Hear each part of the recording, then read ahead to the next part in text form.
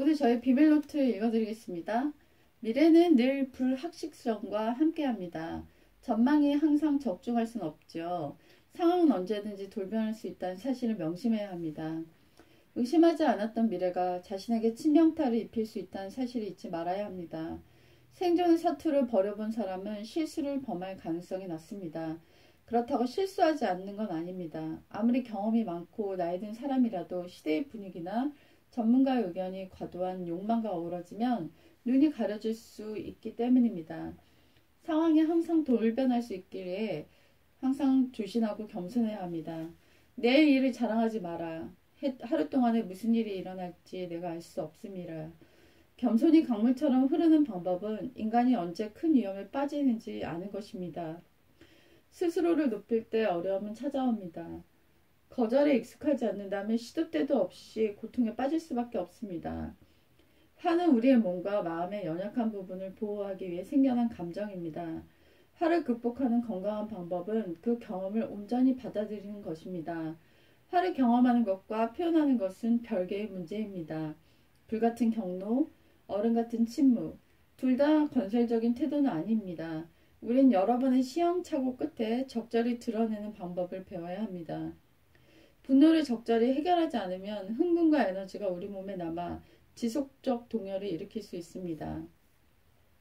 오늘 와닿았던 대목은요, 바로 이 대목이거든요. 상황이 항상 돌변할 수 있기에 항상 조신하고 겸손해야 한다.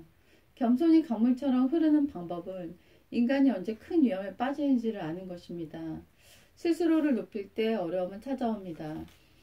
예전에 제가 노숙자 봉사를 할 때가 있었는데요. 그런 말을 들은 적이 있어요. 어떤 30대 건강한 회사원이었고 너무 전도 유망한 삶을 살고 있었는데 결혼해서 스위트홈을 가꾼 사람이었는데요. 퇴근하고 지나가는 길에 노숙자들이 이렇게 돈을 구걸하는 모습을 보게 되었고 저런 인간 말종 한심한 것들 같으니라고 속으로 그들을 조롱했다라는 거예요. 그러면서 얼마나 한심하면 저렇게 인간이 살까, 인간의 모습일까 이런 식으로 모욕하는 마음을 가졌다는 거예요. 근데 자기한테 갑자기 어려운 순간이 찾아왔고 회사에서 이렇게 퇴직당한 거죠. 그리고 자기가 굉장히 심하게 노력해서 구직활동을 했음에도 불구하고 몇 개월 이상 직업을 구하지 못한 거예요. 그랬을 때 아내가 갑자기 이혼 서류를 내밀었고 자기는 이혼을 당했고 직장과 아내를 잃었다는 그 비참한 마음 때문에 자기는 도저히 그런 상황을 이겨나갈 수가 없었다라는 거야. 그래서 결국은 자기가 노숙인의 삶으로 떨어졌는데 자기가 그렇게 모욕했던 그들의 삶과 같은 모습으로 자신도 이렇게 살아가게 될 줄은 몰랐다 라는 얘기를 제가 그런 노숙자들 도와주시는 단체 리더한테 직접 들은 적이 있습니다.